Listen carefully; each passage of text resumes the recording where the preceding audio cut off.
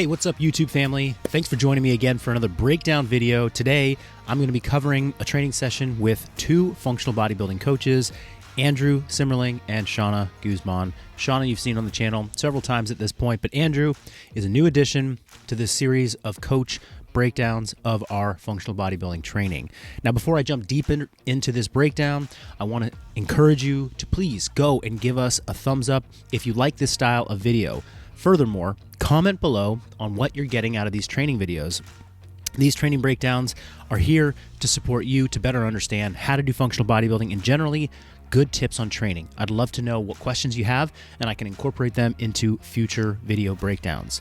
So to get things started, let me introduce Coach Andrew Simmerling. Coach Andrew Simmerling joined our coaching staff in the fall of 2019. Could you imagine that, coming onto the coaching team at Revival Strength, which was our name back then, and planning to be an on-site coach, and then within 4 months, we are in lockdown and a pandemic. Well, his on-site coaching tenure was very short-lived, and then he moved directly into remote coaching for what is now the Functional Bodybuilding Company and brand.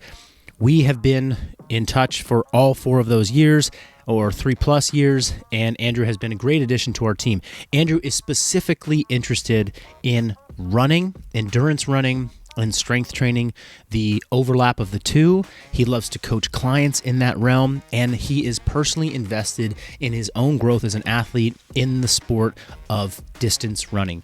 Last year, he ran a marathon, checked that off of his list. This year, he is signed up at this point, about a month and a half away from running his first ultra distance trail race up here in Marin County.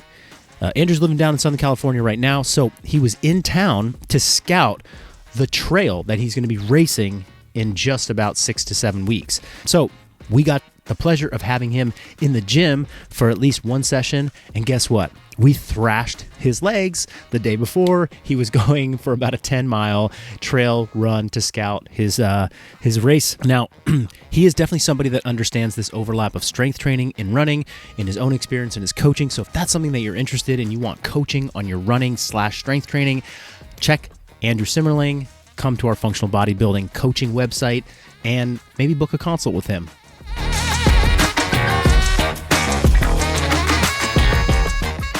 Let's get into looking at what we're doing for prep. We're using a variety of different machines in the gym to just drive a bunch of blood flow to different parts of our lower body. Because today's session is going to be so leg intensive, I wanted to get the hips warmed up. I wanted to get the calves warmed up. So what you see us using is the abduction-adduction machine and the calf raise to start getting things warmed up. Why do I like using machines? Well, there's some benefits to machines, and one is stability. It allows us to really focus on target muscle groups without having to worry so much about coordination and balance. You're going to be seeing a lot more machines in the programs and in the training session breakdowns that we do here at Functional Bodybuilding all throughout 2023 as I work to build more of this type of training right alongside of our functional bodybuilding and functional training that we've always done. All right, so the first thing that we jumped into for the proper portion of training was the back squat. Me and Andrew are using the Smith machine, which happens to be an attachment to this freestanding rig right in the middle of our gym. It's an awesome piece of equipment from Eleiko, and I'm so excited to see that there's something like a Smith machine attachment to a piece of equipment that most functional gyms have.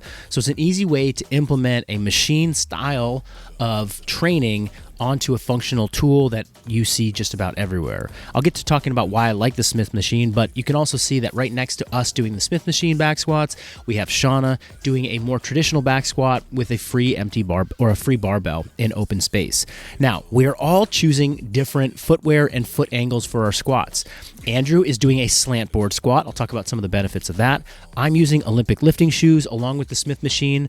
That is allowing me to adopt a very upright posture, which is what I'm aiming for with this particular build in the squat. I want my knees to track as far forward as possible, my torso to be super vertical. This is a quad dominant style of squatting, which is what I was trying to achieve with this over the past 5 weeks. Andrew jumped in as well as Shanna kind of late in the squat build. Neither of them have been following the progression that I've been following. They happened to just arrive on this particular day for this set of squats. So it was really up to them how they wanted to squat that felt most comfortable to them. Now, I said I'd touch on why I love the Smith machine. Well, I talked about a couple reasons, but Another reason to think about using a machine over a free weight is maybe you want to limit the amount of fatigue a particular exercise causes on an area of your body that's not the target area. So if I were going to do a back squat at the types of weights and the types of reps that we're going to do today in these positions, I would probably find that my low back would start to fatigue a lot in a free like barbell back squat. That's not a bad thing because we want to build a strong low back, and a lot of people back squat in particular, because they want to build core strength. Well, if my low back starts to give out or fatigue before I really get the deep stimulus that I want in my lower body into my quads, then maybe this is not ideal for this particular type of workout. And by squatting on a Smith machine, I can achieve that desired stimulus a little bit more. So sort of one nod for something like a Smith machine. One reason why you might not want to use a Smith machine is if you don't have good squat mechanics. If you've never really learned how to squat and the first introduction you have to squatting is on a machine or a Smith machine, the problem with that is that you might be able to safely get into some positions that you can execute intensity at, but you're not allowing your brain to learn the mechanics, the motor control, the technique of squatting. This is very much a brain behavior and a brain skill that needs to be learned. It's not just a muscle skill, and it's not just a muscle development issue. You can develop muscles on a Smith machine, but if you've never been forced to learn how to squat in free space, you might find yourself not developing a very good squat, good technical squat, and then you're maybe at risk of having an injury later on because you've not developed the correct firing sequence of muscles and muscle coordination and motor control required to really get optimal contractions on the Smith machine. Now, the particular build that I have been doing is this. I take a few sets, about 3 to 4, to build up to a heavy set of 6 reps in the back squat. After that set of back squats, I back off to 75% of that weight and I perform an AMRAP.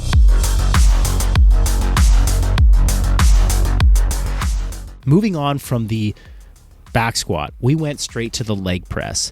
Now, the leg press, again, another machine. This is the Atlantis Pivot Press. So Atlantis Strength is the company that makes and manufactures several of the machines that we have in the gym. This is their pivot press. There's things that I love about it, and then there's things that, some people, it doesn't work for their mechanics perfectly, but what this particular machine does that I really enjoy is it gives me a great range of motion. I can actually bottom out on this machine, get a deep stretch, feel safe with my back flat against the pad, so I'm staying in a good, secure, safe position, neutral spine, and we can load this thing up pretty darn heavy. Now, again, we are going for sets of 20 in this. This is a high rep set that if I were to try and accomplish this, or any of us were going to try and do this on a front squat, for example, or a squat variation with a free weight, we would probably not be able to load as heavy. We would probably fatigue in another part of our body before our legs gave out. And so this is just another tool that we can use on top of good mechanics and good technique to really overload a specific part of the body. Sets of 20 is supposed to be hard. The 20 reps should be near failure. So if I hit a set of 20, I don't want it to be a weight that I could have done 30 with. I want it to be a weight that at best I could have done 22 or 23 reps with. But 20 should be pretty close to that last rep that we're just grinding out. After we finished up our leg press, we moved on to Nordic hamstring curls. I have been doing Nordic hamstring curls in some version for probably 6 years, but it wasn't until about 2 years ago that I started to look at this movement a little differently. I started to think about the Nordic hamstring curl as analogous to doing a squat or a lunge. It was almost like, why am I not prioritizing this as much as these other staple movements in training? You should be able to do a Nordic hamstring curl if you can do a strict pull-up. Why not? One's an elbow flexion, the other's a knee flexion. They're body weight exercises. Why aren't we prioritizing these equally from an early age or throughout training? And that I give credit to Ben Patrick for kind of reinforcing and teaching in his programs and his content and education, and it's really struck a chord with me.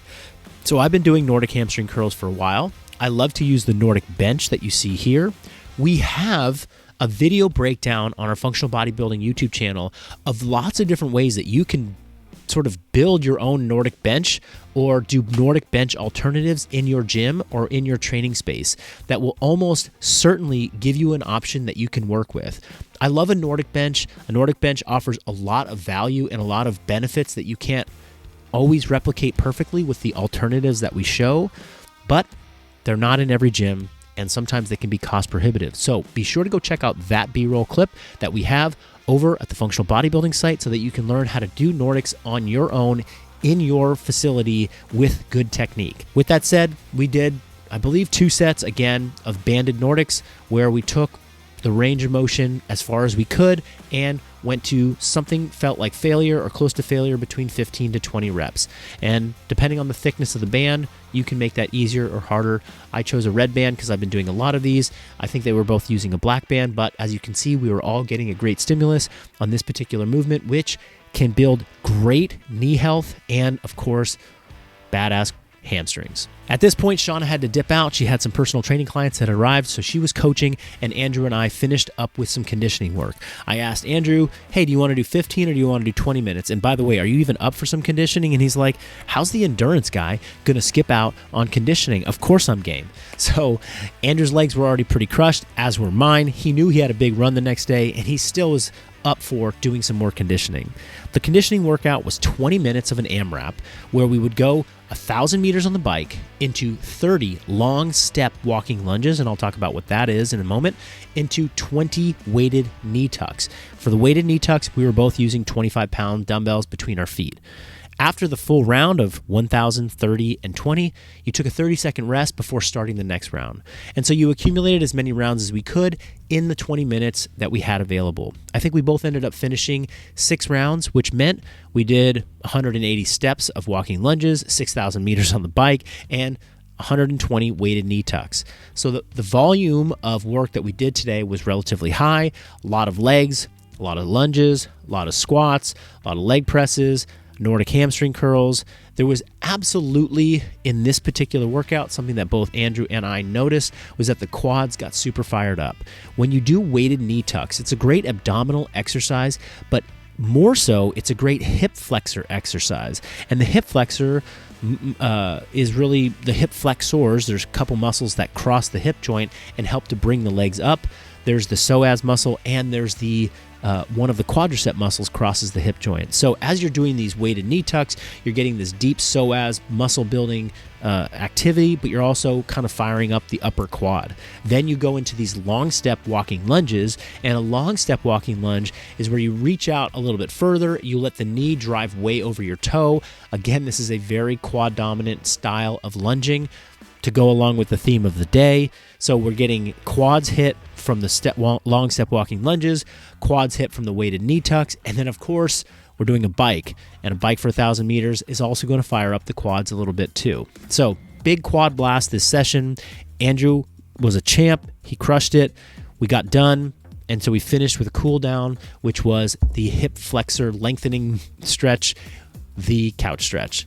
A little couch stretch, probably the best stretch that I can think of to open up the entire front of the hip and the quad, and spent about 2 to 3 minutes per side on this exercise or this stretch before we wrapped up for the day. All right, once again, if you like this video, please give us a thumbs up. If you have any questions about what we did on this particular session or the topic of, let's say, machine-based training, make sure you drop it in the comments because I want to address them in future breakdown videos that we're going to be bringing you right here on this channel.